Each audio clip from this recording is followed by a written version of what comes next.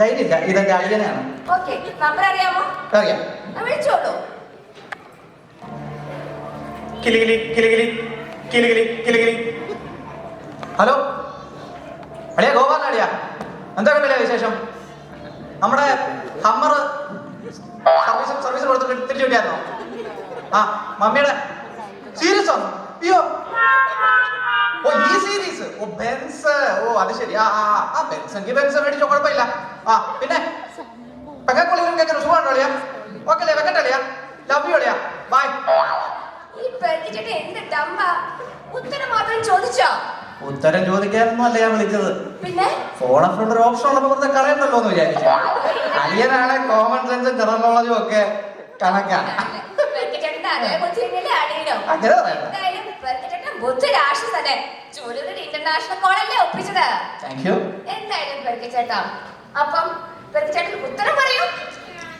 ഉത്തരം എനിക്ക് വളരെ രസകരമായ ഒരു സംഭവം ഓർമ്മ വരുന്നുണ്ട് കേട്ടോ. പെരുക്കച്ചേട്ടന് വീണ്ടും ഫ്ലാഷ് ബാക്ക് ഫിക്സ് തുടങ്ങി. Let him die and we will go to flash back. കഥയില്ലായ്മയുടെ ബാല്യവും കോരിത്തരിപ്പുകളുടെ കൗമാരവും കഴിഞ്ഞ് യൗവന തുടിപ്പുകളുടെ പ്രലോഭനങ്ങളിലേക്ക് ഗോപാലൻ മൂക്കും കുത്തി വീണ കാലം. പ്രണയം പണക്കാർക്കു മാത്രം പറഞ്ഞിട്ടുള്ളതാണെന്നും രാഷ്ട്രീയം കാണ്ടാമൃഗങ്ങൾക്കേ ചേരുവെന്നും തിരിച്ചറിഞ്ഞ് പകച്ചു നിന്ന പെരുക്കിയുടെ മുന്നിലേക്ക് നാളെ, നല്ല നാളെ, നിങ്ങൾക്കും ഒരു ജോലി എന്ന മോഹന വാഗ്ദാനവുമായി ഒരു ദേവദൂതനെ പോലെ അയാൾ കടന്നു വന്നു. ഗഫൂർ ഖാ.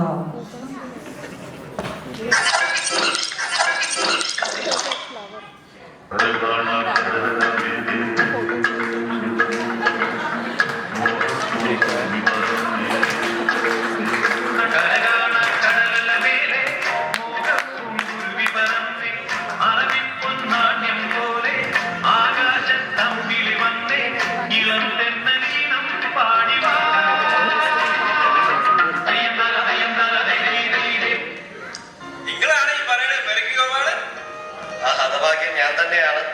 ഒരുപാട് പേരെ അക്കരെ എത്തിച്ച് ഒരു വഴിക്കാക്കിയ പടച്ചതമ്പരാണ് ഗഫൂർ ഖാ എന്ന് ഒരുപാട് കേട്ടിട്ടുണ്ട്. എനിക്കും കൂടെ ഒരു ജീവിതം ഉണ്ടാക്കി